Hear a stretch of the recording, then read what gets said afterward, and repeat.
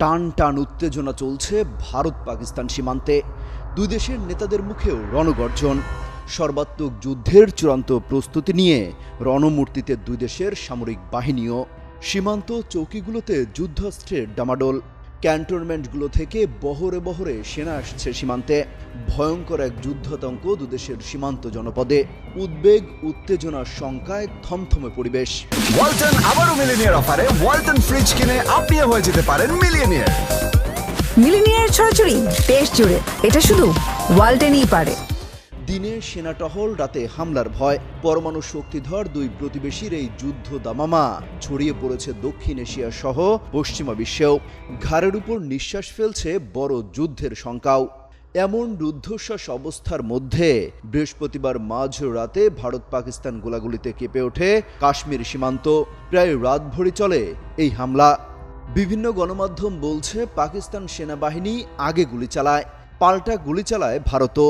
ভারতীয় সামরিক সূত্র জানিয়েছে বৃহস্পতিবার এবং শুক্রবার রাতে জম্মু ও কাশ্মীরে নিয়ন্ত্রণ রেখা বরাবর কিছু ভারতীয় চৌকিতে গুলি চালিয়েছে পাকিস্তানি সেনারা। নাম প্রকাশে অনিচ্ছুক একটি সূত্রকে উদ্ধৃত করে পিটিআই জানিয়েছে, পাকিস্তানের উদ্যোগে নিয়ন্ত্রণ রেখার কয়েকটি জায়গায় ছোট অস্ত্র দিয়ে গুলি চালানোর ঘটনা ঘটেছে। ফলে ভারতীয় সেনাবাহিনীও পাল্টা গুলি চালিয়েছে।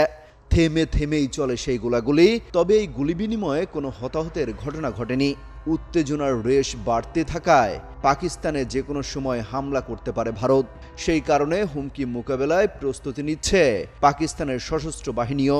সীমান্ত লাগোয়া ঘাঁটিগুলোতে সেনার সংখ্যা বৃদ্ধি করছে রাওয়ালপিন্ডির সেনা কর্মকর্তারা।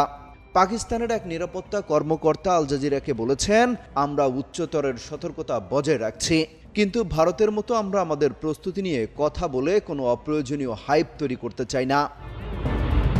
মঙ্গলবার বিকালে কাশ্মীরের পেহেলগামে হামলায় ২৬ পর্যটক নিহতের ঘটনায় জড়িত থাকার অভিযোগ প্রত্যাখ্যান করেছে পাকিস্তান। শুক্রবার পাকিস্তানের পার্লামেন্টের উচ্চকক্ষ সিনেটে এই বিষয়ে সর্বসম্মতিক্রমে একটি প্রস্তাব পাশ হয়েছে।